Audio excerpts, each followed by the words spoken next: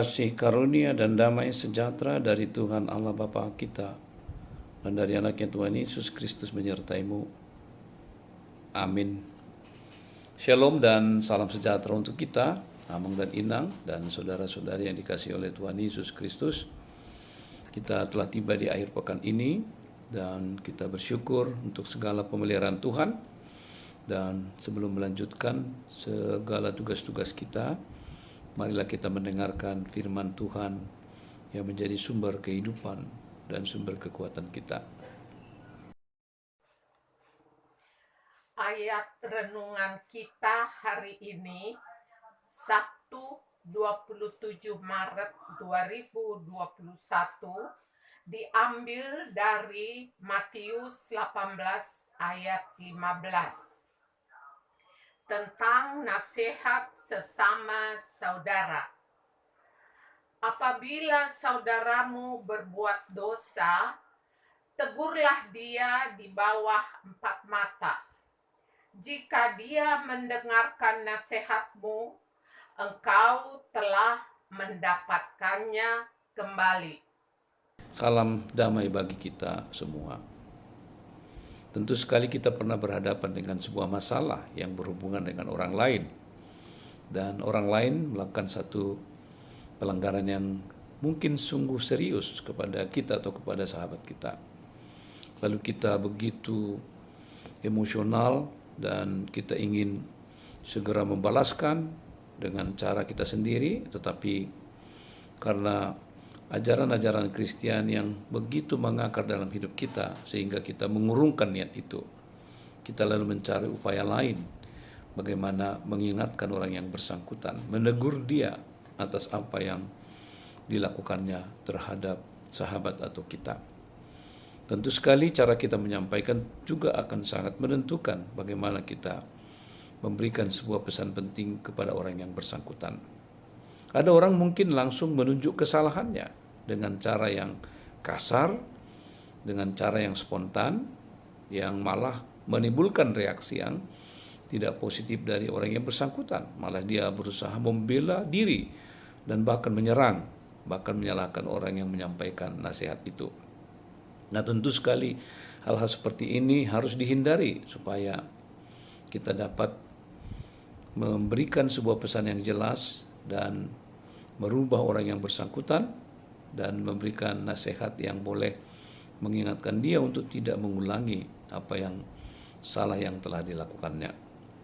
Hal-hal seperti ini tentu sangat penting dalam kehidupan kita, karena kita tidak akan pernah luput dari kesalahan, dari kekurangan, dari keterbatasan, sehingga tindakan, cara dan ucapan kita mungkin membuat seseorang sakit hati, membuat seseorang terluka, bahkan mungkin membuat seseorang itu menimbulkan sikap yang negatif dan sikap emosional yang membara dalam dirinya.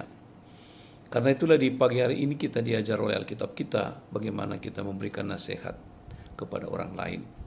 Kita diajar supaya kita datang menghampiri orang yang bersangkutan dengan 4 mata. Kita tidak perlu di hadapan umum, di hadapan hayalak ramai, ya, menunjuk hidung, menunjukkan kesalahan yang bersangkutan. Kita perlu dengan bijaksana menghampirinya, mengajaknya berbicara 4 mata, berbicara dari hati ke hati, lalu menyampaikan nasihat kita, menyampaikan pesan kita kepada yang bersangkutan.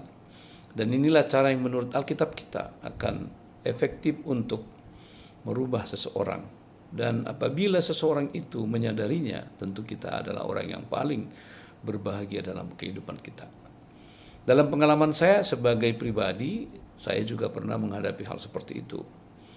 Ada kalanya gagal karena saya tidak sabar, langsung melabrak dan langsung mengajak orang lain untuk membela bahwa saya benar, lalu menghampiri yang bersangkutan, malah kita tidak menemukan jalan keluar. Nasihat yang kita sampaikan malah tidak berguna, tidak bermanfaat. Bahkan kita sendiri dilabrak kembali.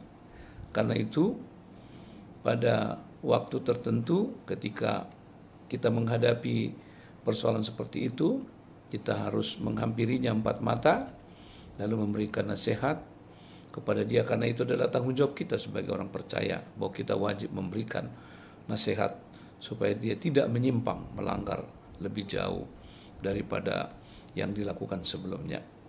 Firman Tuhan hari ini ingin mengingatkan kita dalam hidup, bagaimana kita mengingatkan orang lain, memberikan nasihat secara empat mata, dari hati ke hati, secara terbuka.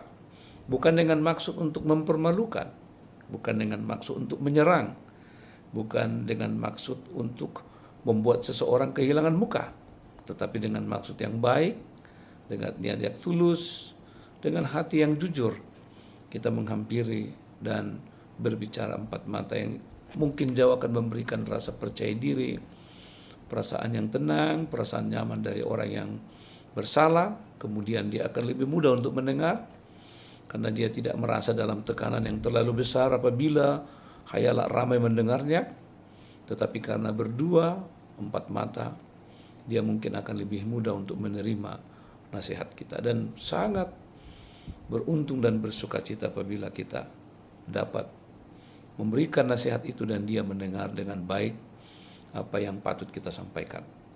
Saudara-saudara, karena itu marilah kita sebagai orang-orang Kristen dalam menghadapi apapun perkara di tengah-tengah hidup kita, masalah yang terjadi di tengah-tengah keluarga yang selalu tidak bisa dihindarkan, ada perbedaan, ketegangan, mungkin ada kesalahan yang dilakukan oleh baik pihak istri atau suami, anak-anak, orang tua, atau mungkin di tengah-tengah pekerjaan seringkali terjadi kekeliruan, kesalahan, secara sengaja atau tidak sengaja, di tengah-tengah lingkungan gereja juga mungkin sebagai satu persekutuan, atau mungkin dalam lingkungan hidup bertetangga, hal-hal seperti itu mungkin tidak dapat dihindarkan, menimbulkan ketegangan dan menyebabkan ada yang merasa terluka.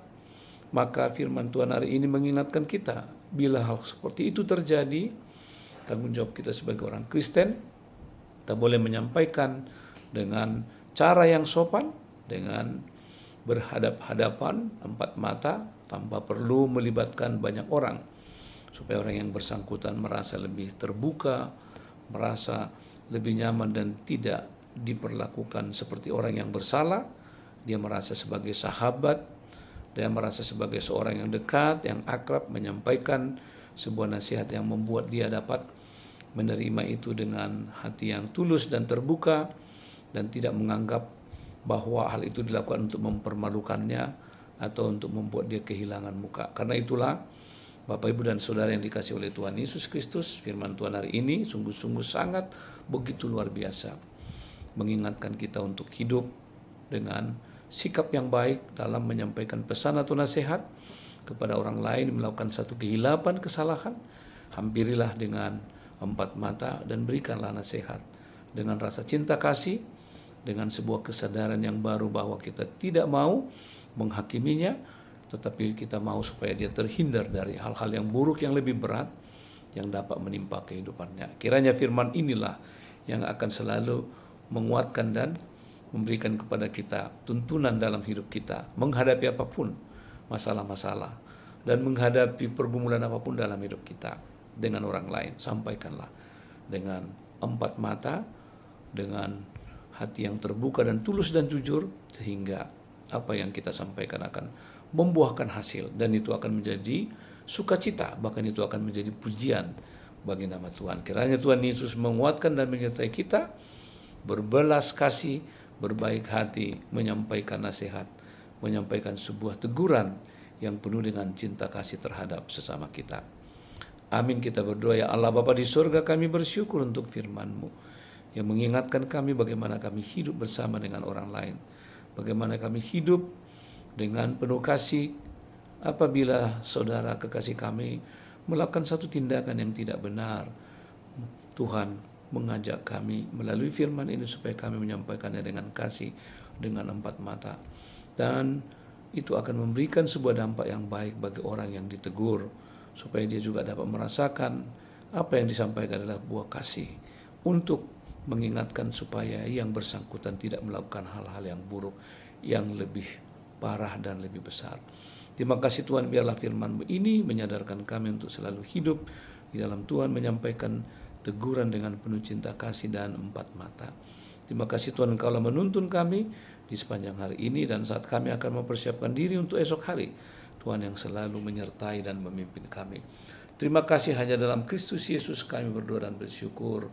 Amin Anugerah Tuhan kita Yesus Kristus, kasih setia Allah Bapa dan persekutuan dengan Roh Kudus menyertaimu hari ini sampai selama-lamanya. Amin.